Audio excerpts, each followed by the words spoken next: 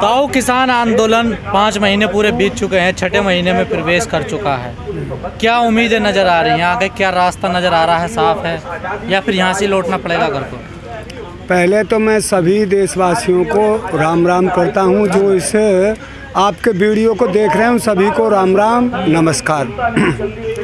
देखिए, किसान विश्वास के साथ आया है और किसान अपने हक की लड़ाई न्याय के लिए आया है कि हमको न्याय मिले, और ये किसान अपने सर से कफन बांध के आया है।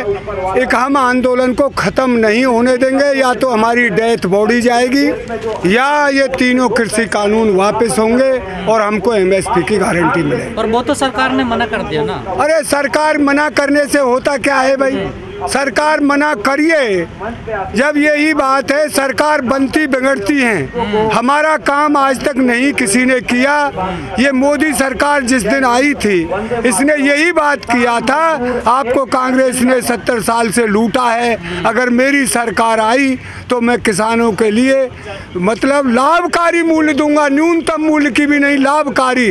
जो लोकपाल विधेयक से न्यूनतम मूल्य में तो किसान को क्या मिलता है, और 100-200 रुपये कुंटल का उसे नुकसान जाता है जब उसका पूरा खर्चा लगाया जाए, पर उसे न्यूनतम मूल्य भी नहीं मिल रहा। आज गेहूं हमारा 1700 रुपये कुंटल बाजार में बिक रहा है, और जब उसकी लागत भी नहीं निकल रही तो फिर किसान बर्बाद हो रहा है। इसी लड़ाई को किसान लड़ने आया है। लेकिन आप कह रहे हैं सरकार तो बोल ही रही है कि वापस नहीं होगा, तो सरकार के बोलने से तो होगा, वही वापस करेगी। तो हम भी कह रहे हैं हम यहाँ से जाएंगे नहीं, चाहे कुछ भी हो जाए जाएंगे नहीं। या तो लाश उठ कर जाएगी या बिल वापस करके जाएंगे।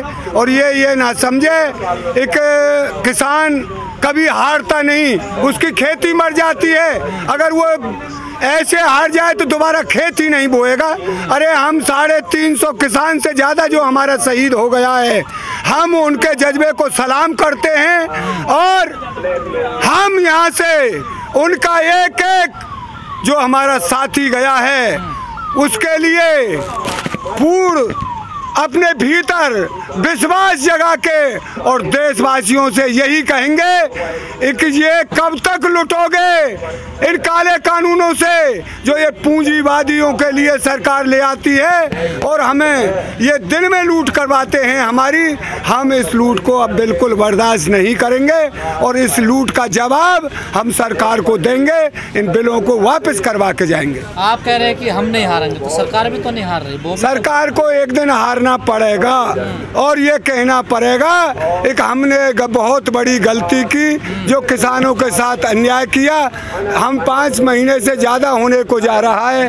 किसान 5 महीने हो गए पूरे। हाँ, अब ज़्यादा ही तो चल रहा है, यहाँ से आगे 5 महीना होके ज़्यादा चल रहा है।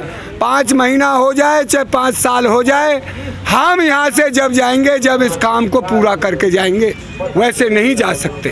क्यों? एक हमारे तो 350 मर गए, चाहे 3000 और शहीद हो जाएं, कुछ भी हो जाए, किसान मजदूर एकता जिंदाबाद होके रहेगा, और ये नारा बुलंद होके रहेगा। जय जवान जय किसान का नारा देश में बुलंद होके रहेगा। जवान हम, किसान हम, देश को रखा हम रहे, देश को रोटी का इंतजाम हम कर रहे, खाने पीने का। क्योंकि सर्दी में मरते हैं, गर्मी में मरते हैं। हम जैसे सुनार अपने सोने को तपाता है अग्नि में, किसान वैसे दोपहरी में अपने खेतों में कमाता है, जो सर्दी में कमाता है। और जब उसकी कमाई औने पौने दामों में लुट जाती है, हमारे पूर्वजों ने ये दुख सहा, आज हम भी सह रहे हैं। हम अपने बच्चों के लिए इस काम को छोड़कर नहीं जाएंगे।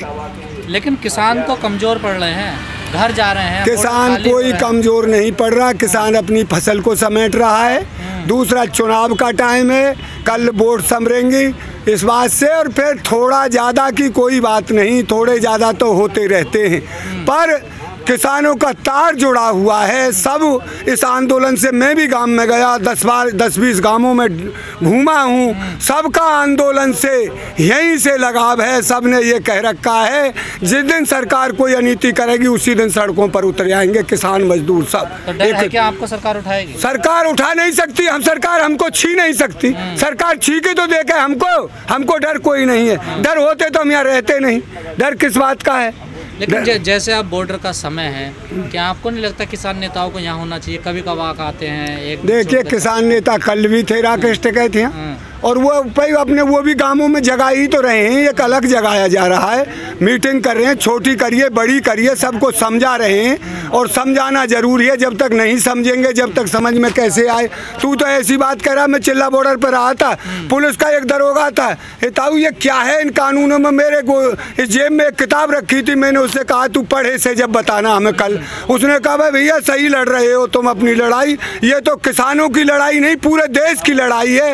रोटी जो अन्न है वो एक पूंजीपतियों के हाथ में चला जाएगा, और वो रोटी तिजोरी में बंद होने पर यहाँ देश में भुखमरी जैसे आज गैस की हालत हो गई है, वो पूंजीपतियों का इलाज हो रहा है। हम तो कीड़े मकोड़े के तरह मर रहे हैं। हम कहाँ से आए गैस? 40, 50, 80 हज़ार की गैस करीब कहाँ से? लेकिन ताओ इतना लंबे आंदोलन चलते नहीं, आखिर वजह क्या है जो आंदोलन खिंचता जा रहा है? भाई हम शांति प्रिय आंदोलन रहे हैं। देश हमारा है, देश हमने एक जैसे पौधे को सींचते हैं, माली बन के पौधे को किसान सींचता है, वैसे ही इस देश को किसानों ने सींचा है, खड़ा किया है। वो भी दिन थे जिस दिन लाल बहादुर शास्त्री थे, इस देश में अन्न की कमी थी।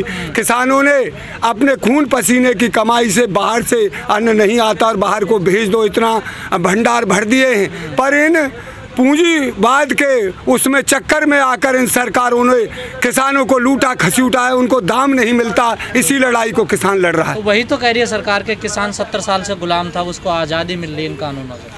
आज़ादी नहीं बर्बादी मिल रही है। आज़ादी क्या है?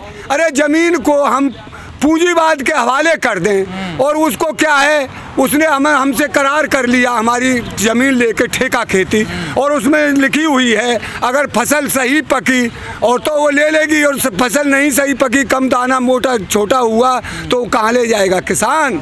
ये बताइए। किसान कहीं जाकर लड़ नहीं सकता, वो रिजेक्ट कर दे, उसका कोई इलाज नहीं। मंडियाँ तो है ना अभी, मंडी कोई बंद? मंडी में उन्हें पौने तक मंडी खत्म हो जाएगी, फिर कहाँ ले जाएगा किसान? मंडी को तो खत्म करना चाह रहे हैं, और मंडी से खत्म करने से बेरोजगारी फैलेगी। कम से कम बड़ी मंडियों में 4, 6, 10 हज़ार आदमी काम करता है, वो कहाँ जाएंगे? बेरोजगारी का अंबार लगा दिया है इस सरकार ने आकर, और कोई दूसरा काम। सरकार तो जो चीज़ आप बता रहे सबको मना कर रही कि ऐसा नहीं होने वाला। हम तो अरे सरकार की मान कौन लेगा? ये तो झूठी सरकार है। इसने जो कहा वो किया ही नहीं। अब इस पर विश्वास कैसे किया? इनको कानून लाने की क्या आवश्यकता थी? इन्होंने जो कहा था मैं लोकपाल विधेयक लाकर आपको फसल का वाजिब दाम दिलाऊंगा, लाभकारी मूल्य दिलाऊंगा, वो क्यों नहीं किया? ये कानून लाने की क्या आवश्यकता थी? 2022 में मिलेगा ना इन कानूनों? ये तो सेठों के लिए बना है भैया कानून, ये किसानों के लिए है ही नहीं। 22 को किसने देखा है? ये बिल अगर लागू हो गए तो ये किसान बर्बाद हो जाएगा, मजदूर बर्बाद हो जाएगा, और देश बर्बाद हो जाएगा। और इस देश पर पूंजीवाद का जब तो एक ईस्ट इंडिया कंपनी आएगी, आई थी, अब तो कितनी ईस्ट इंडिया कंपनी आ जाएंगी, और ये देश गुलामी की तरफ चला जाएगा। मेरा एक आखिरी सवाल आपसे, किसानों का काम तो हमेशा 12 महीने चलता है, ठीक है, 12 महीने किसान काम करता है। जितनी भीड़ पहले थी, पिछले 2 महीनों में थी, अब अचानक एकदम से इतनी कम होने का क्या कारण है? भाई कमती बढ़ती की बात ये लगाइए कि हम किसान उसकी कोरोना की गाइडलाइन का भी पालन कर रहे हैं। हमको यहाँ भीड़ की कोई इतनी आवश्यकता नहीं, और भीड़ जब हमको चाहिए कि जब भीड़ आ जाएगी। भीड़ से काम नहीं बनता, ये काम तो जज्बे से होता है। किसानों का जज्बा, वो भी गांवों में रह रहे हैं, उनका भी यही जज्बा है कि हम इन बिलों को बिल्कुल वापस करवा के रहेंगे। अब हर देश का नागरिक जग गया है, जन जन की है यही पुकार, और मोदी सरकार ने कर दिया देश को बर्बाद। किसानों को नहीं, पूरे देश को बर्बाद कर दिया है।